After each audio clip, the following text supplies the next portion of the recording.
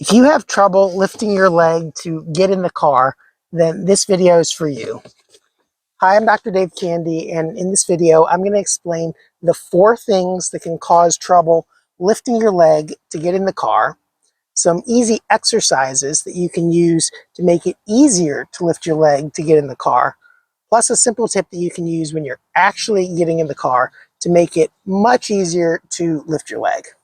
So first of all, what are the 4 things that can cause trouble lifting your leg to get in the car? Well, number 1 is a mobility problem. So that can be a joint problem in the actual hip joint or muscle stiffness in the back part of the hip that causes difficulty lifting the leg up in this direction. The second one is a muscle weakness problem. For example, your hip flexors are the primary muscles that you should use to lift your leg. And if those are weak, it can make it difficult to lift your leg up. The third problem is a neurological weakness. So if you have a pinched nerve in your lower back, particularly the L1 or the L2 nerve roots, it can make it difficult to lift your leg, not because the muscle is actually weak, but because the signal isn't getting from your brain down to the muscle to tell the muscle to contract. And then the fourth reason is just pain. It hurts too much to do it, and so you don't do it. So how can you tell which one is actually causing your difficulty lifting your leg? Well, with a mobility problem, the hip joint is going to be just stiff. So if you have trouble lifting your leg with your hands, whether you do it actively or whether you do it passively, if it's stiff and it just won't go, that's more likely a mobility problem. And we'll go through stretches to how to improve the mobility in a little bit. But if you can't move it actively under your own power and passively using your hands is also difficult, then that's more likely a mobility problem, again, either in the actual hip joint itself or in the muscles in the back of the hip. The second problem is a hip flexor weakness. Now, the main hip flexor that you use to lift your leg to get in the car is, or at least should be, the iliopsoas, which attaches to your lower back or lumbar spine and then attaches down to your hip joint. Now, the iliopsoas is a hip flexor and external rotator, meaning it turns your knee outwards and your foot inwards. Now, you have another hip flexor called the tensor fasciae lata, and that's a little tiny muscle right here, but that's a hip flexor and internal rotator. Now, the problem is if you use that muscle too much, hip flexion and internal rotation is the closed pack position of the hip.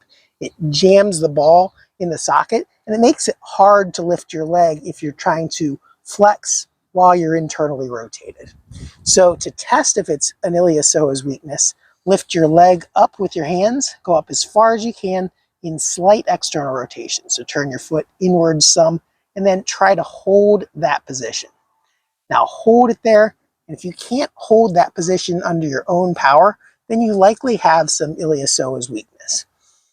Now, to strengthen your iliopsoas, an easy way that you can do that is just practicing lifting your legs using your hands with slight external rotation and then holding that position.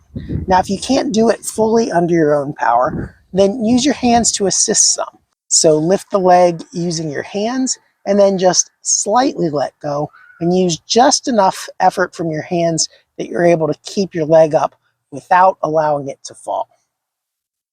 Now, the third problem is a neurological weakness. This is where you have a pinched nerve in the lower back. And again, that's usually the upper segments of the lower back, L1 or L2.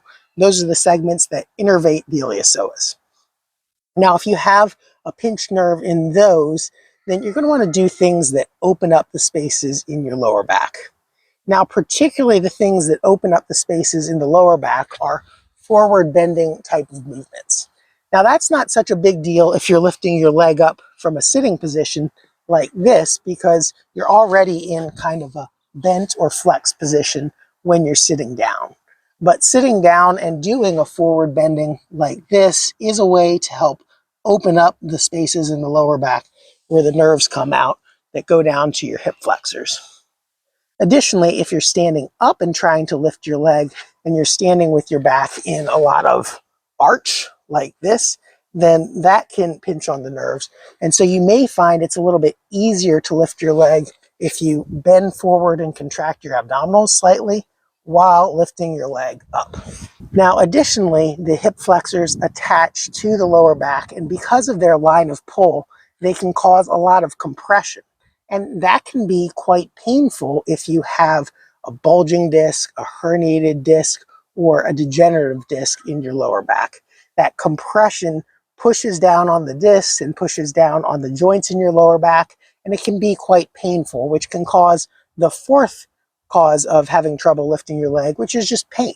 So if you're lifting your leg and you could potentially do it, but you find that you're having pain in your back, then that's potentially due to the joint compression or the disc compression. Now, if you lift your leg and you feel pain in the groin, then that may be due to either a hip flexor problem or probably more likely a joint problem in the hip joint, such as arthritis. So an exercise that you can do to improve the mobility in your hip joint, if you do have arthritis or stiffness in the back of your hip, is just practicing pulling up into this hip flexion position and going as far as you can comfortably. You don't want to get groin pain when you're doing this. So just go as far as you can comfortably and then hold that position for about 10 seconds and then come back down. And then lift up again as far as you can comfortably, hold that position about 10 seconds, and then come back down. And repeat that for 5 to 10 times. Now, if the stiffness is more in the back part of your hip, for example, in the hip external rotators or in the back capsule of the hip, doing a stretch where you cross your leg over like this. If you can't bring it fully up because you don't have the mobility to do that, then just straightening the other leg and bringing it up as far as you can comfortably is another way to do that stretch. And then leaning forward and stretching like that, just as much as you need to feel a comfortable stretch in the back of the hip. Those are both ways that you can use to improve your hip flexibility if you do have hip joint stiffness. So finally, what do you do when you're actually getting in the car in order to be able to lift your leg easier? Well, a lot of times it's actually just a technique issue. When you're going to lift your leg, remember, if you do hip flexion with internal rotation, that takes your iliopsoas out of the movement. It also jams the hip joint together and can cause a mobility problem. So if you think about lifting your leg with hip external rotation rather than internal rotation when you're getting in the car, that can help. And so here's an example of how that would look. So first I'm going to show you the wrong way to do it, the way to do it with hip internal rotation. And so that would look something like lifting your leg to get in the car like this, where you're putting your foot in first and then sitting down and bringing your body in. If your foot goes outside of your knee like this, that's hip internal rotation. So think about lifting with your leg like this first when you're going to get in.